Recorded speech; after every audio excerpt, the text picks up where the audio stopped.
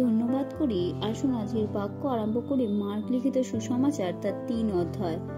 পাঠের আরম্ভ এইরূপ, আর তিনি আবার সমাজগৃহে প্রবেশ করিলেন। সেখানে একটি লোক ছিল, তাহার একখানি হাত শুকাইয়া গেছিল। তখন লোকেরা তিনি বিশ্রামবারে তাহাকে সুস্থ করেন কিনা দেখিবার জন্য তাহার প্রতি দৃষ্টি রাখিল, যেন তাহার নামে দোষারোপ করিতে পারে।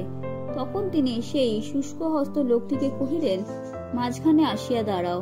পরে তাহাদিওকে কহিলেন, বিশ্রামবারে কি করা বিদেহ, ভালো করা না মন্দ করা, প্রাণ রক্ষা করা না বধ করা?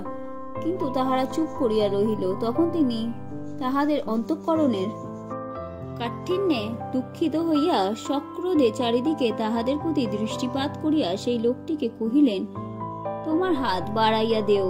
সে তাহা বাড়াইয়া দিল, আর তাহার হাত আগে যেমন ছিল তেমনি হইল।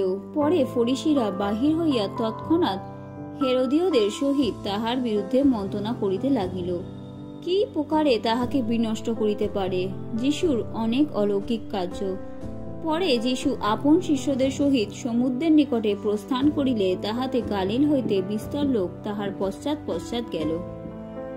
আর জিহুদিয়া, জেরুসালেম, ইদম, জর্দন নদীর পরপারস্থ দেশ এবং সোর ও সিদনের চারিদিক হইতে অনেক লোক তিনি যে সমস্ত মহৎ মহৎ কার্য করিতেছিলেন তাহা শুনিয়া তাহার নিকটে আসিল। তখন তিনি আপন শিষ্যদিগকে বলিলেন, ভিড় প্রযুক্ত যেন একখানি নৌকা তাহার জন্য প্রস্তুত থাকে, পাছে লোকে তাহার উপরে চাপাচাপি করিয়া পড়ে, কেননা তিনি অনেক লোককে সুস্থ করিলেন। সেই জন্য ব্যাধিগ্রস্ত সকলে তাহাকে স্পর্শ করিবার চেষ্টায় তাহার গায়ের উপরে পড়িতেছিল। আর অসুচি আত্মারা তাহাকে দেখিলেই তাহার সম্মুখে পড়িয়া চেঁচাইয়া বলিত, আপনি ঈশ্বরের পুত্র। কিন্তু তিনি তাহাদিওকে দৃঢ়রূপে নিষেধ করিয়া দিতেন, যেন তাহারা তাহার পরিচয় না দেয়। 12 জন শিষ্যের প্রেরিত পদে নিয়োগ।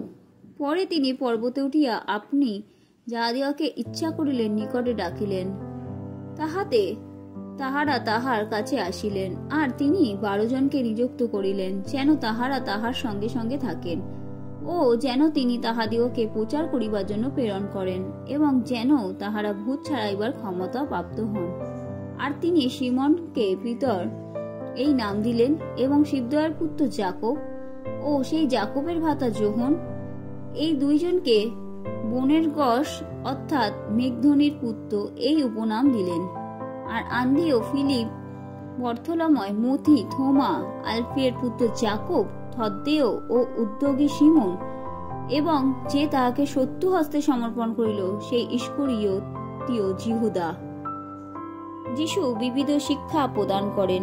পরে তিনি গৃহে আসিলেন, আর পুনর্বার এত লোকের সমাগম হইল যে তাহারা আহার করিতেও পারিলেন না। ইহা শুনিয়া তাহার আত্মীয়েরা তাহাকে ধরিয়া লইতে বাহির হইল, কেননা তাহারা বলিল, সে হতজ্ঞান হইয়াছে। আর যে অধ্যাপকেরা জেরুসালেম হইতে আসিয়াছিল তাহারা কহিল, ইহাকে বেলজেবুলে পাইয়াছে, ভূতগণের অধিপতি দ্বারা এ ভূত ছাড়ায়। তখন তিনি তাহাদিওকে নিকটে রাখিয়া দৃষ্টান্ত দিয়া কহিলেন, শয়তান কি প্রকারে শয়তানকে ছাড়াতে পারে? কোন রাজ্য যদি আপনার বিপক্ষে ভিন্ন হয় তবে সেই রাজ্য স্থির থাকিতে পারে না। আর কোন পরিবার যদি আপনার বিপক্ষে ভিন্ন হইয়া পড়ে তবে সেই পরিবার স্থির থাকিতে পারিবে না। আর শয়তান যদি আপনার বিপক্ষে ওঠে ও ভিন্ন হয় তবে সেও স্থির থাকিতে পারে না, কিন্তু তাহার শেষ হয়। আর অজ্ঞে সেই বলবান ব্যক্তিকে না বাঁধিলে কেহ তাহার ঘরে প্রবেশ করিয়া তাহার দ্রব্য লুট করিতে পারে না, কিন্তু বাঁধিলে পর সে তাহার ঘর লুট করিবে। আমি তোমাদিগকে সত্য বলিতেছি, মনুষ্য সন্তানেরা যে সমস্ত পাপ কার্য ও ঈশ্বর নিন্দা করে সেই সকলের ক্ষমা হইবে, কিন্তু যে ব্যক্তি পবিত্র আত্মার নিন্দা করে অনন্তকালে তাহার ক্ষমা নাই, সে বরং অনন্ত পাপের দায়ী, উহাকে অসুচি আত্মায় পাইয়াছে। তাহাদের এই কথা প্রযুক্ত তিনি এইরূপ কহিলেন। আর তাহার মাতা ও তাহার ভাতৃগণ আসিলেন, এবং বাহিরে দাঁড়াইয়া তাহাকে ডাকাইয়া পাঠাইলেন। তখন তাহার চারিদিকে লোক বসিয়াছিল।